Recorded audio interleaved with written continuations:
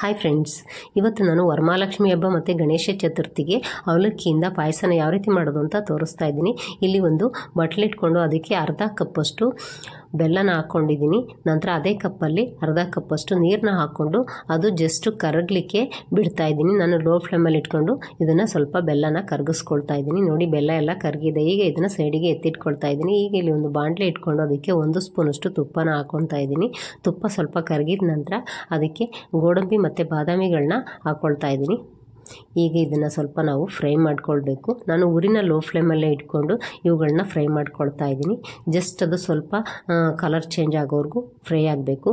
ನಂತರ ನಾನು ಅದಕ್ಕೆ ಸ್ವಲ್ಪ ದ್ರಾಕ್ಷಿಗಳನ್ನ ಹಾಕ್ಕೊಂಡು ಅವುಗಳನ್ನು ಕೂಡ ಚೆನ್ನಾಗಿ ಈ ರೀತಿ ಫ್ರೈ ಮಾಡ್ಕೊಳ್ತಾ ಇದ್ದೀನಿ. ದ್ರಾಕ್ಷಿ ಎಲ್ಲ ಉಬ್ಬಿ ಬರಬೇಕು ಮತ್ತು ಗೋಡಂಬಿ ಬಾದಾಮಿ ಎಲ್ಲ ಸ್ವಲ್ಪ ಗೋಲ್ಡನ್ ಬ್ರೌನ್ ಬರೋವರೆಗೂ ನಾನು ಫ್ರೈ ಮಾಡಿಕೊಂಡು ಒಂದು ಪಾತ್ರೆಗೆ ಎತ್ತಿಟ್ಕೊಳ್ತಾ ಇದ್ದೀನಿ. ನಂತರ ನಾನು ಅದೇ ಪಾತ್ರೆಗೆ ಅದೇ ತುಪ್ಪಕ್ಕೆ ನಾನು 1 ಕಪ್ಪಷ್ಟು ಅವಲಕ್ಕಿನ ಹಾಕ್ಕೊಳ್ತಿದ್ದೀನಿ. ಈಗ ಅವಲಕ್ಕಿನ ಹಾಕಿದ ನಂತರ ಅದನ್ನು ಕೂಡ ನಿಧಾನವಾಗಿ ಈ ರೀತಿ ಮಿಕ್ಸ್ ಮಾಡ್ಕೊಳ್ತಾ ಲೋ ಫ್ಲೇಮಲ್ಲೇ ಅದನ್ನು ಫ್ರೈ ಮಾಡ್ಕೊಳ್ಬೇಕು.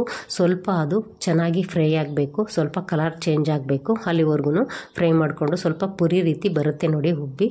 ಆಗ ನಾವು ಇದಕ್ಕೆ ಹಾಲನ್ನು ಹಾಕೋಬೇಕಾಗತ್ತೆ. ನೋಡಿ, ಇಷ್ಟಾದರೆ ಸಾಕು.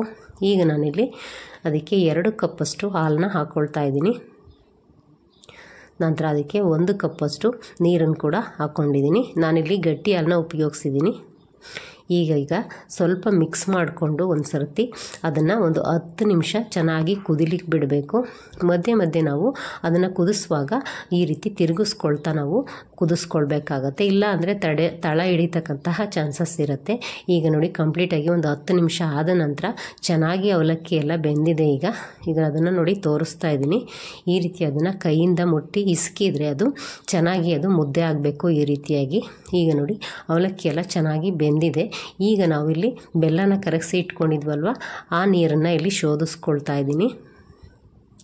ಬೆಲ್ಲದ ನೀರನ್ನ ಶೋಧಿಸ್ಕೊಂಡು ನಂತರ ಅದನ್ನು ಈ ರೀತಿ ಮಿಕ್ಸ್ ಮಾಡಿಕೊಂಡು ಒಂದು ಕುದಿ ಬರೋವರೆಗೂ ನಾನು ಕುದಿಸ್ಕೊಳ್ತಾ ಇದ್ದೀನಿ. ಈ ರೀತಿ ಮಿಕ್ಸ್ ಮಾಡ್ಕೊಳ್ತಾ ನಾವು ಕುದಿಸ್ಕೊಳ್ಬೇಕು. ಈಗ ಚೆನ್ನಾಗಿ ಅದು ಕುದೀತಾ ಇದೆ ಅಂತ ಅನ್ನುವಾಗ ನಾವು ಅದಕ್ಕೆ ಮೊದಲೇ ಫ್ರೈ ಮಾಡಿ ಇಟ್ಕೊಂಡಿದ್ವಲ್ವ ದ್ರಾಕ್ಷಿ, ಗೋಡಂಬಿ ಮತ್ತು ಬಾದಾಮಿಗಳನ್ನ ಹಾಕ್ಕೊಳ್ತಿದ್ದೀನಿ.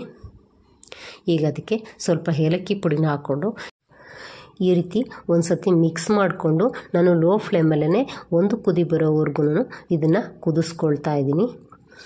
ಈಗ ಇದು ಈ ರೀತಿ ಕುದಿಸ್ಕೊಂಡು ಗ್ಯಾಸ್ನ ಆಫ್ ಮಾಡಿಕೊಂಡ್ರೆ ಅವಲಕ್ಕಿ ಪಾಯಸ ರೆಡಿಯಾಗುತ್ತೆ. ಇಲ್ಲಿ ನೈವೇದ್ಯಕ್ಕಾಗಿ ಕಡಲೆಕಾಳು ಉಸ್ಲಿನ ಯಾವ ರೀತಿ ಮಾಡೋದು ಅಂತ ತೋರಿಸ್ತಾ ಇದ್ದೀನಿ. ಇದು ಕೂಡ ತುಂಬಾ ಈಸಿ, ತುಂಬ ಬೇಗ ಮಾಡ್ಕೊಳ್ಬೋದು. ಬನ್ನಿ ನೋಡೋಣ. ಇಲ್ಲಿ ನಾನು ಒಂದು ಕುಕ್ಕರ್ ಇಟ್ಕೊಂಡು ಅದಕ್ಕೆ ರಾತ್ರಿ ಇಡೀ ನೆನೆಸಿರ್ತಕ್ಕಂತಹ ಕಡಲೆಕಾಳನ್ನು ಹಾಕ್ಕೊಳ್ತಾ ಇದ್ದೀನಿ. ಕಡಲೆಕಾಳನ್ನು ಹಾಕಿದ ನಂತರ ಅದು ಮುಳುಗೋವಷ್ಟು ನೀರನ್ನು ಹಾಕ್ಕೊಳ್ತಿದ್ದೀನಿ. ಈಗ ಅದಕ್ಕೆ ರುಚಿಗೆ ತಕ್ಕಷ್ಟು ಉಪ್ಪನ್ನು ಹಾಕಿ ಅದನ್ನು ಸ್ವಲ್ಪ ಈ ರೀತಿ ಮಿಕ್ಸ್ ಮಾಡ್ಕೊಳ್ತಿದ್ದೀನಿ. ನಂತರ ಕುಕ್ಕರ್ ಮುಚ್ಚಳನ ಮುಚ್ಚಿಬಿಟ್ಟು ಒಂದು 4 ವಿಸಿಲ್ ಬರೋವರೆಗೂ ಇದನ್ನು ಕೂಗಿಸ್ಕೊಳ್ತೀನಿ. ಈಗ ಈ ಕಡೆಯಲ್ಲಿ ಮಸಾಲೆಗೆ ನಾವು ರೆಡಿ ಮಾಡ್ಕೊಳ್ಳೋಣ. ಇಲ್ಲಿ ಒಂದು ಮಿಕ್ಸಿ ಜಾರಿಗೆ ನಾನು 2 ಹಸಿಮೆಣಸಿನ್ಕಾಯಿ, ಒಂದು ಸ್ವಲ್ಪ ಕರಿಬೇವಿನ ಸೊಪ್ಪು, ಹಾಗೆಯೇ ಕೊತ್ತಂಬರಿ ಸೊಪ್ಪನ್ನ ಕೂಡ ಹಾಕ್ಕೊಂಡಿದ್ದೀನಿ. ಈಗ ಇಲ್ಲಿ 1 ಕಪ್ಪಷ್ಟು ತೆಂಗಿನಕಾಯಿ ತುರಿನ ಹಾಕ್ಕೊಳ್ತಾ ಇದ್ದೀನಿ. ಹಾಗೆಯೇ ಸ್ವಲ್ಪ ಅರಿಶಿನ ಪುಡಿ ಕೂಡ ಹಾಕ್ಕೊಂಡು ಇದನ್ನು ಈ ರೀತಿ ತರ್ತರಿಯಾಗಿ ರುಬ್ಕೊಂಡು ತಂದಿದ್ದೀನಿ. ಈಗ ಇಲ್ಲಿ ಒಂದು ಬಾಣಲೆ ಇಟ್ಕೊಂಡು ಅದಕ್ಕೆ 1 ಟೇಬಲ್ ಸ್ಪೂನಷ್ಟು ಎಣ್ಣೆನ ಹಾಕ್ಕೊಂಡಿದ್ದೀನಿ. 1 ಸ್ಪೂನಷ್ಟು ಕಡಲೆಬೇಳೆ, 1/4 ಸ್ಪೂನಷ್ಟು ಉದ್ದಿನಬೇಳೆ, ಒಂದು ಅರ್ಧ ಸ್ಪೂನಷ್ಟು ಸಾಸಿವೆ, ಸ್ವಲ್ಪ ಕರಿಬೇವಿನ ಸೊಪ್ಪು ಹಾಕ್ಕೊಂಡು ಇದನ್ನು ಚೆನ್ನಾಗಿ ಸ್ವಲ್ಪ ಲೋ ಫ್ಲೇಮಲ್ಲೇ ಈ ರೀತಿ ಫ್ರೈ ಮಾಡ್ಕೊಳ್ತಾ ಇದ್ದೀನಿ. ಸ್ವಲ್ಪ ಗೋಲ್ಡನ್ ಬ್ರೌನ್ ಬರೋವರೆಗೂ ಕಡಲೆಬೇಳೆ ಉದ್ದಿನಬೇಳೆ ಫ್ರೈ ಮಾಡ್ಕೊಳ್ಬೇಕು. ಈಗ ಅದಕ್ಕೆ ಸ್ವಲ್ಪ ಇಂಗನ್ನು ಕೂಡ ಹಾಕಿ ಮಿಕ್ಸ್ ಮಾಡಿಕೊಂಡು ನಂತರ ನಾವು ಮಸಾಲೆಗಳನ್ನ ಮಾಡಿಟ್ಕೊಂಡಿದ್ವಿ ಅಲ್ವಾ, ಆ ಮಸಾಲೆನ ಹಾಕ್ಕೊಂಡು ಚೆನ್ನಾಗಿ ಈ ರೀತಿ ಮಿಕ್ಸ್ ಮಾಡ್ಕೊಳ್ತಾ ಲೋ ಫ್ಲೇಮಲ್ಲೇ ನಿಧಾನವಾಗಿ ಹಸಿ ವಾಸನೆ ಹೋಗೋವರೆಗೂ ಇದನ್ನು ಫ್ರೈ ಮಾಡ್ಕೊಳ್ಬೇಕು. ಈ ರೀತಿ ಚೆನ್ನಾಗಿ ಅದು ಫ್ರೈ ಆಗಿ ಹಸಿ ವಾಸನೆ ಹೋದ ನಂತರ ನಾನಿಲ್ಲಿ ಮೊದಲೇ ಬೇಯಿಸಿಟ್ಕೊಂಡಿದ್ದೀವಲ್ವ ಕಡಲೆಕಾಳು ಅದನ್ನು ಹಾಕ್ಕೊಳ್ತಾ ಇದ್ದೀನಿ.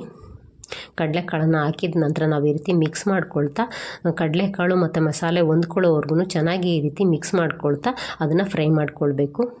ಈಗ ಗ್ಯಾಸ್ನ ಆಫ್ ಮಾಡಿಕೊಂಡು ನಾನು ನಿಂಬೆ ರಸನ ಹಾಕ್ಕೊಳ್ತಾ ಇದ್ದೀನಿ 1 ಸ್ಪೂನಷ್ಟು. ಹಾಗೆಯೇ ಸ್ವಲ್ಪ ಉಪ್ಪನ್ನು ಹಾಕ್ಕೊಳ್ತಾ ಇದ್ದೀನಿ. ನಾವು ಕಡಲೆಕಾಳನ್ನ ಬೇಯಿಸುವಾಗ ಉಪ್ಪನ್ನು ಹಾಕಿದ್ದೀವಿ. ಇವಾಗ ನೋಡಿಕೊಂಡು ನಾವು ಉಪ್ಪನ್ನು ಹಾಕ್ಕೊಂಡು ಈ ರೀತಿ ಮಿಕ್ಸ್ ಮಾಡಿಕೊಂಡ್ರೆ ಕಡಲೆಕಾಳು ಉಸ್ರಿ ರೆಡಿ ಆಗುತ್ತೆ.